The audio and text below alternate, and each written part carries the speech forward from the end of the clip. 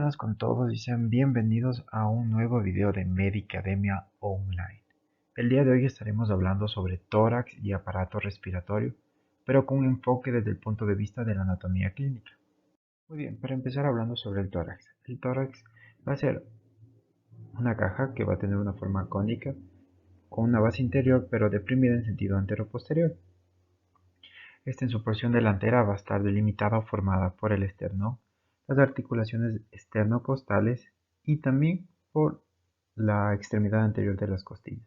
De manera lateral va a estar formada por los arcos costales y en su región posterior por las vértebras dorsales, las articulaciones costovertebrales y las extremidades posteriores de las costillas. En total vamos a decir que hay 12 costillas en cada hemitórax, pero en ocasiones pueden existir costillas supernumerarias dependientes de la séptima cervical, es decir, de la séptima vértebra cervical. ¿Qué puede ocasionar esto? Puede ocasionar ciertos síntomas compresivos que pueden arrojar falsos diagnósticos como tales.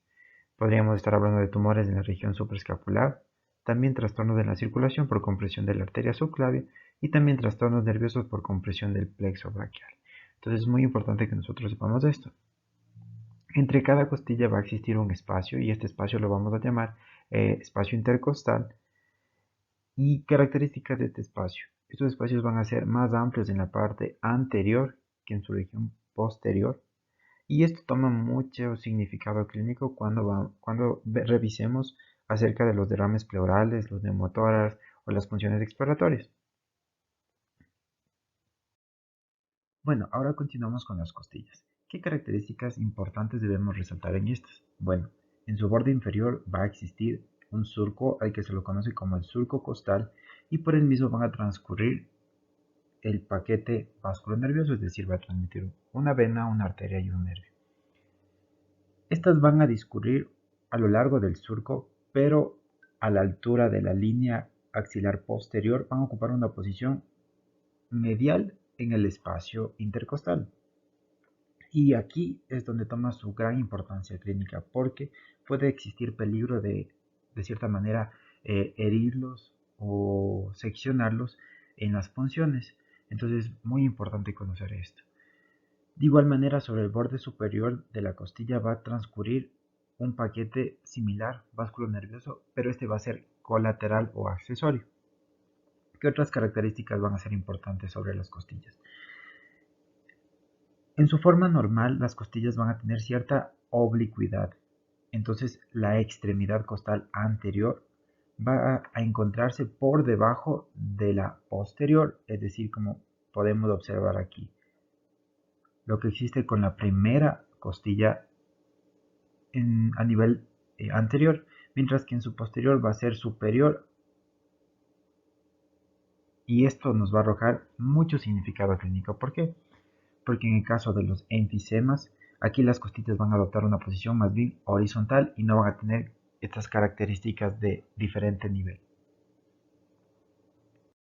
Muy bien, sobre las vértebras dorsales, ¿qué características podemos enfatizar sobre las vértebras dorsales? En su conjunto van a formar una curvatura de tipo cifosis que va a ser normal y según la bibliografía, esta puede encontrarse ligeramente desviada hacia la derecha y puede estar relacionado al mayor uso de la extremidad superior o también a la presión que ejerce la aorta torácica. ¿Qué otras características son importantes mencionar? Para poder identificar desde dónde empiezan las vértebras dorsales, vamos a encontrar que a nivel de la séptima vértebra cervical, su apófisis espinosa va a ser mucho más prominente que las demás, entonces este va a ser un signo muy importante para poder identificar. ¿Qué otras características? A partir de la T1 y la T2, estas sus apófisis espinosas igual van a ser prominentes, pero van a ser un poco más horizontales y van a corresponder directamente con su cuerpo vertebral. A diferencia de las demás vértebras torácicas, que sus apófisis espinosas van a adquirir una posición mucho más vertical y se van a corresponder inmediatamente con el cuerpo vertebral de su vértebra que se encuentra por debajo. Es decir, si hablamos de la vértebra dorsal número 4, podríamos decir que su apófisis espinosa va a estar sobre la T5 y así sucesivamente. Pero, ¿qué es lo que sucede a nivel de T11 y T12? Sus apófisis de aquí ya van a ser, sus apófisis espinosas obviamente van a ser mucho más horizontales y van a corresponder con el mismo cuerpo vertebral. Muy bien, ahora hablando sobre las estructuras externas o que van a cubrir esta caja ósea torácica, vamos a encontrar un componente de formaciones óseas que va a estar dado principalmente por el omóplato y la clavícula y formaciones musculares que en su región anterior principalmente van a ser el pectoral mayor y el pectoral menor en su región anterior, mientras que en su región posterior vamos a encontrar al trapecio, vamos a encontrar a los dorsales y también vamos a encontrar a los infraespinosos. También podemos mencionar otros como puede ser los supraespinosos y los espinales. Entonces, estas van a ser estructuras de importancia que van a recubrir a toda esta caja ósea torácica. Ahora, ¿qué podemos mencionar sobre la pleura? Bueno, debajo de este componente osteomuscular que conforma el tórax, vamos a encontrar que va a estar tapizado y en íntima relación con una membrana, a la cual nosotros vamos a conocer como la pleura parietal. ¿Qué características tiene esta pleura parietal? A nivel de los hilios pulmonares va a tener un doblamiento o también podemos mencionar que puede sufrir un repliegue para cubrir directamente, en este caso, a los pulmones. Y a esta pleura que se encuentra directamente relacionado con los pulmones vamos a conocerla como la pleura visceral. Algo más igual importante que debemos mencionar es que entre las dos pleuras, tanto parietal y visceral, va a existir un espacio al que nosotros vamos a conocer como el espacio pleural. Entonces, normalmente estas pleuras van a encontrarse deslizando una sobre la otra al momento de realizar los movimientos de respiración. Muy bien, y ahora hablando sobre el espacio que va a existir entre los dos pulmones, tanto el derecho y el izquierdo, vamos a decir que va a estar un espacio, una región a la cual nosotros vamos a conocer como mediastino. ¿Qué características tiene este mediastino? Este mediastino igual va a estar recubierto por pleura, pero ¿qué tipo de pleura? Va a ser la pleura visceral, pero en este caso va a recibir otro nombre y lo vamos a conocer como la pleura mediastínica. Entonces, muy importante. Aquí, como les mencionaba, la pleura que va a estar en contacto directo, la pleura más externa con relación a este complejo osteomuscular va a ser la pleura parietal, mientras que la pleura que va a revestir a los pulmones se va a llamar la pleura visceral. Y en este caso, la que va a estar recubriendo todo este espacio mediastínico va a ser la pleura visceral, pero que va a adquirir el nombre de pleura mediastínica. Muy bien, igual aquí, otra estructura importante que debemos mencionar es que igual el diafragma se va a encontrar cubierto por una pleura, a la cual nosotros vamos a llamar como la pleura diafragmática, y que cuando se pone en contacto con la pleura parietal, vamos a encontrar que se va a formar los senos costofrénicos, igual muy importantes que debemos mencionar. Ahora sí, sobre lo que mencionábamos sobre el espacio pleural, vamos a decir que este espacio pleural va a estar ocupado por una pequeña cantidad de líquido, seroso. ¿Qué cantidad de líquido? Aproximadamente estamos hablando de un 0.15 mililitros por kilogramo en una persona normal. ¿Y cuál es la finalidad de este líquido en el espacio pleural? Entonces, esto va a permitir o va a actuar como un lubricante, permitiendo así que se deslicen tranquilamente y no generen ningún tipo de fricción sobre ambas hojas pleurales. Es importante igual mencionar que cualquier lesión que va a provocar una verdadera fricción durante el acto respiratorio.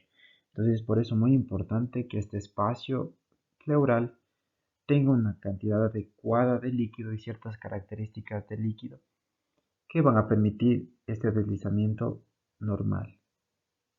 Bien, ahora vamos a mencionar sobre la inervación de la pleura. Bueno, empezamos a hablar sobre la pleura visceral.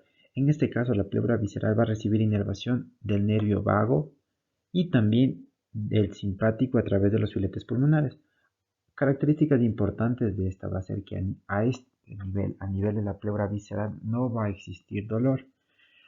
Muy diferente que lo que pasa con la pleura parietal. Entonces la pleura parietal, además de todos estos filetes nerviosos, también va a recibir inervación por parte del nervio frénico y también va a recibir inervación de los intercostales. ¿Qué hay que mencionar aquí? Que es súper importante. Mucha de esta inervación por parte de los intercostales van a tener fibras sensitivas o sensibles a los estímulos dolorosos. Es por esta razón que las afectaciones que atacan a la pleura parietal suelen ser extremadamente dolorosas. Muy bien, ahora con respecto a los pulmones, algo súper importante. En su extremo inferior o por debajo de los pulmones vamos a encontrar el diafragma. Entonces, ¿qué es lo común? El diafragma va a tener dos cúpulas, pero ¿cuáles son las características de estas cúpulas? Que la cúpula derecha va a ser ligeramente más arriba de la izquierda. ¿Por qué razón? Por la presencia del hígado. Entonces siempre vamos a encontrar que la cúpula derecha se va a encontrar un poco más arriba o un nivel más arriba que la cúpula izquierda. ¿Qué otras características podemos mencionar de los pulmones? A grosso modo podemos decir que los pulmones son estructuras elásticas y esponjosas que se van a encontrar fijos al mediastino. ¿Por qué? Por el hilo pulmonar. Entonces, gracias a este hilo pulmonar, se van a encontrar fijos al mediastino. Pero, ¿qué es esta estructura? Por medio de este hilo pulmonar van a entrar y salir los vasos arteriales, van a entrar las arterias, las venas y también van a ingresar los grandes bronquios. Inclusive, como les mencionaba, a pesar de esta elevación a nivel de la cúpula derecha del diafragma, el pulmón derecho va a ser más grande que el pulmón izquierdo e inclusive va a ser más ancho. Muy bien, ¿qué podemos mencionar sobre cada pulmón individual? Entonces vamos a primero con el izquierdo, que vamos a decir que se va a encontrar dividido en dos lóbulos por medio de una susura conocida como oblicua. Entonces esta susura oblicua va a empezar desde su pared posterior, inmediatamente por debajo del vértice, y se va a proyectar hacia anterior, pero inferior, hasta llegar a la pared. Entonces este lóbulo superior va a contener el vértice y la mayor parte de la porción anterior del lóbulo, mientras que el lóbulo inferior va a contener la base, pero la mayor parte de la porción posterior del pulmón. Ahora con respecto al pulmón, el pulmón derecho en cambio se va a encontrar dividido en tres lóbulos: un lóbulo superior, un lóbulo medio y un lóbulo inferior. Entonces, este va a tener dos cisuras, una cisura horizontal y una cisura oblicua. Entonces, estas dos cisuras van a dividir al pulmón derecho en tres lóbulos. Bien, ahora, ¿qué relaciones va a tener esto? Bueno, lateralmente el vértice pulmonar derecho va a estar directamente en su posición anatómica a un cuerpo humano normal, va a encontrarse en contacto directo con la tráquea, mientras que en el izquierdo se interpone la subclavia. Entonces eso va a ser con relación al vértice. Ahora si hablamos del lado derecho, también la vena cava y el tronco brachiocefálico se van a encontrar situados por delante de esta porción media del vértice. Entonces, todas estas diferentes relaciones entre los vértices pulmonares y las estructuras que rodean es lo que le confieren ciertas características o características especiales a los signos exploratorios que se pueden obtener a este nivel. Y es por eso que no son comparables entre sí a esta altura. Muy bien, ahora ¿qué podemos mencionar sobre la tráquea? Bueno, la tráquea se va a extender desde el orificio inferior de la laringe hasta su bifurcación, que corresponde aproximadamente a la segunda articulación condroesternal. Entonces, igual la tráquea va a seguir una dirección medial, pero en su última porción o en su porción más inferior va a adquirir una ligera desviación hacia la derecha. Inmediatamente por debajo de esta bifurcación se van a formar dos bronquios principales, que va a ser uno derecho y uno izquierdo. ¿Qué características va a tener el derecho? Bueno, el derecho va a ser más corto, más ancho y más vertical. Es por eso que cualquier cuerpo extraño que se pueda introducir en esta vía en la tráquea siempre suelen dirigirse hacia el bronquio derecho. Algo igual importante que mencionar es que aproximadamente la mitad de la tráquea se va a situar en el cuello y la otra mitad en el tórax. Entonces es aquí en el tórax en donde obedece o tiene ciertas relaciones con otras estructuras muy importantes. ¿Qué estructuras a grosso modo podemos mencionar que son importantes? Por ejemplo, por delante a nivel de la bifurcación, podemos mencionar que se encuentra el nacimiento del callado de la aorta. Muy bien, también podemos mencionar algo súper importante, que va a ser que una vez que los bronquios empiezan a penetrar lo que viene a ser el pulmón por medio de los ilios pulmonares, que les mencionaba que eran las estructuras por donde atravesaban los vasos como arterias, venas y también los bronquios.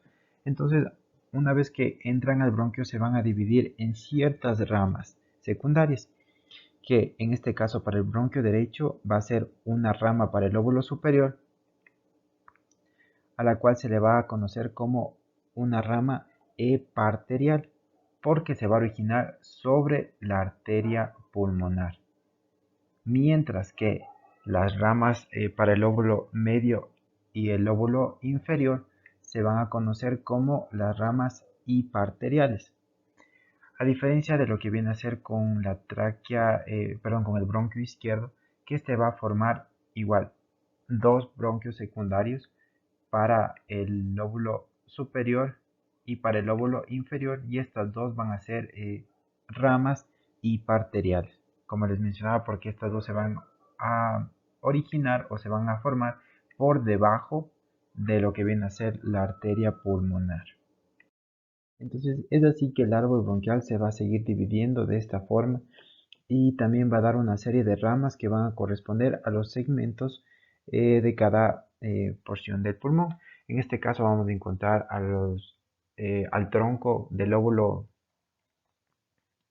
superior, también al bronquio del lóbulo medio y también al bronquio del lóbulo inferior en el caso del pulmón derecho, mientras que en el pulmón izquierdo vamos a hablar que vamos a encontrar del bronquio del lóbulo superior y el bronquio del lóbulo inferior. De igual manera esto se va a ir dividiendo y cada vez se van a ir estrechando hasta llegar podemos decir que hasta los bronquios, y estos se dirigen hasta dentro de los alvéolos en los pulmones. Entonces igual siguiendo el mismo principio que les mencionaba, aquí cada rama bronquial se continúa subdividiendo hasta alcanzar los bronquios. Estos bronquios aproximadamente van a medir 1 milímetro de diámetro y aquí ya se pierde esta estructura cartilaginosa que es lo característico de lo que viene a ser la tráquea de los bronquios primarios. Entonces, todos estos, lo que les mencionaba que vienen a ser los bronquios, van a ir constituyendo los bronquiolos respiratorios, de los cuales van a emerger los conductos alveolares.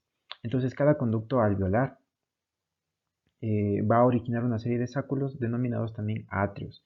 Entonces, estos van a ser los puntos de origen de los alvéolos o las celdas respiratorias. ¿Qué podemos mencionar aquí? El bronquio respiratorio, los atrios y los alvéolos, conjuntamente con todos los vasos sanguíneos, linfáticos y nervios, van a constituir los lobulillos pulmonares, tal y como podemos ver en esta imagen. Es decir, que vienen a constituir todas estas unidades indivisibles del pulmón. Entonces, dentro de estos lobulillos, los capilares van a entrar en íntima relación con las paredes alveolares. ¿Qué va a permitir? Va a permitir el intercambio de los gases por medio de la respiración. Entonces, antes de que nosotros podamos hablar sobre el mediastino, es importante mencionar sobre la inervación del pulmón. Entonces, igual que cuando hablamos sobre la inervación de la pleura, el pulmón va a estar inervado principalmente por los nervios vagos y simpáticos. Entonces, a este nivel tampoco va a existir sensibilidad dolorosa debido a que hay ausencia de estas fibras sensitivas, y es por esta razón que es muy común observar, por ejemplo, procesos pulmonares avanzados o de larga data sin que estos hayan manifestado algún tipo de sintomatología o algún tipo de dolor. Entonces es un dato muy importante saber.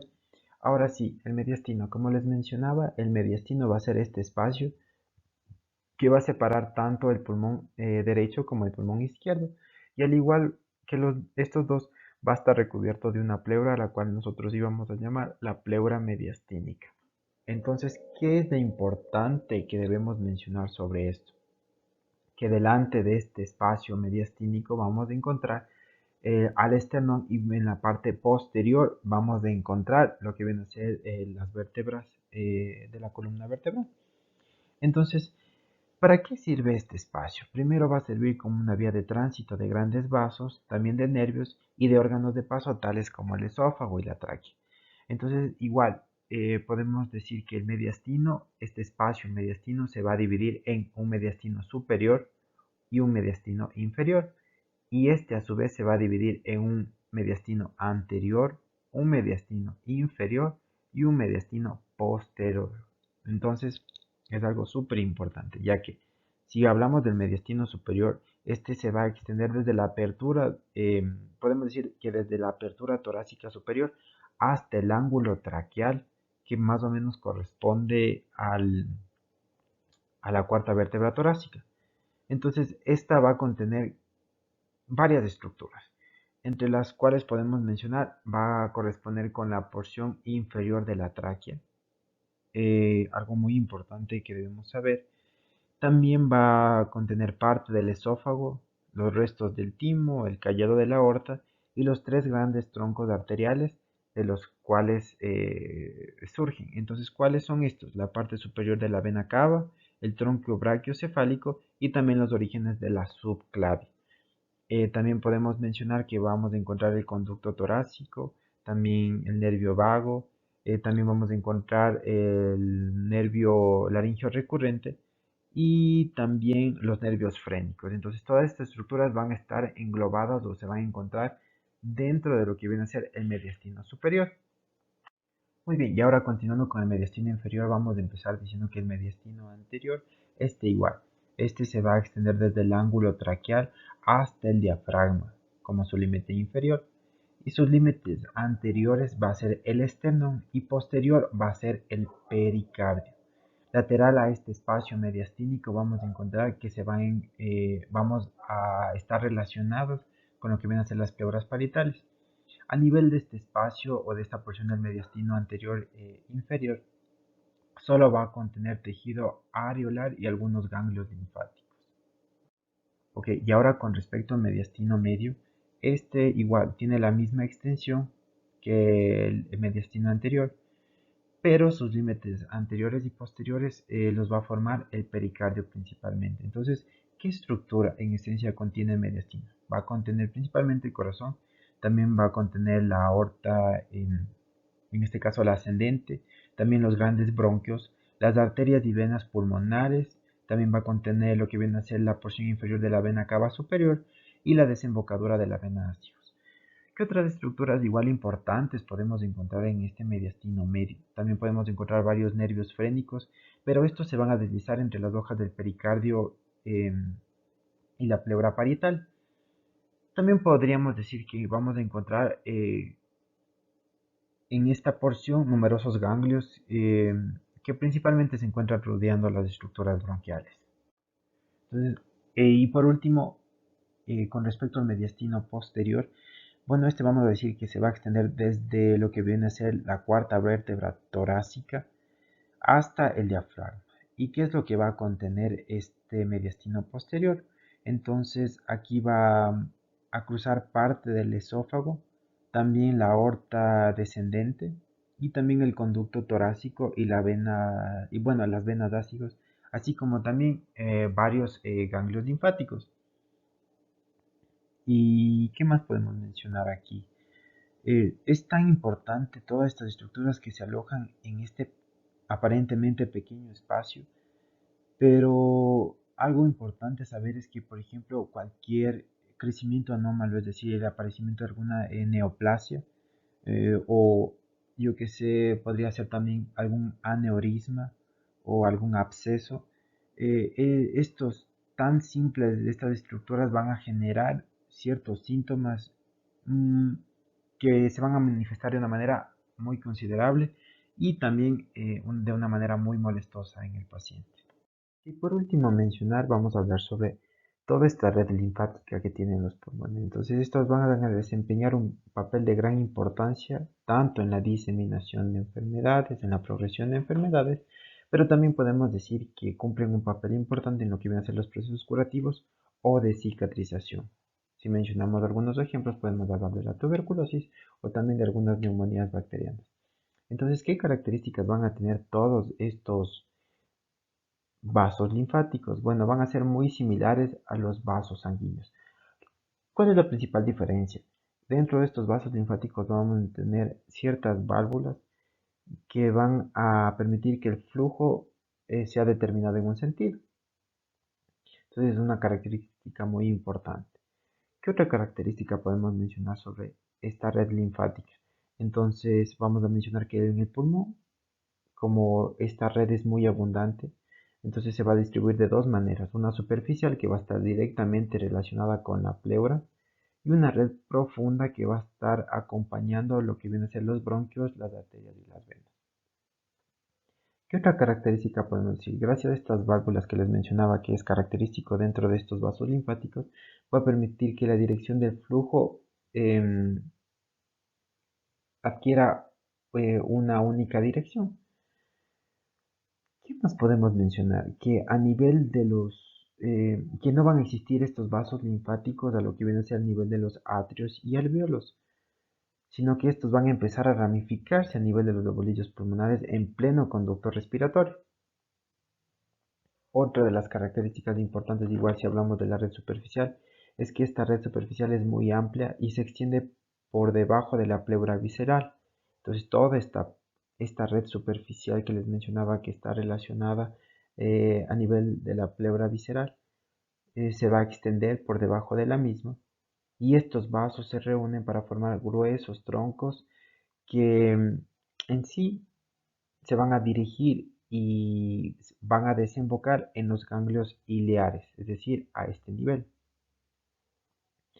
¿Qué más podemos mencionar aquí? Todo este tejido linfático pulmonar se va a disponer de diversas formas.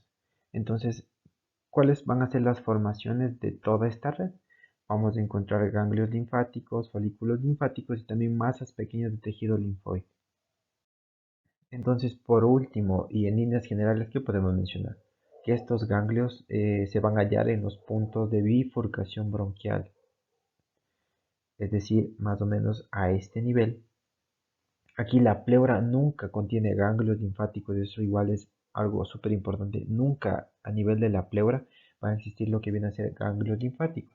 Por último, las masas pequeñas de tejido linfoide al igual que los ganglios linfoides, van a actuar como verdaderos filtros de la circulación linfática.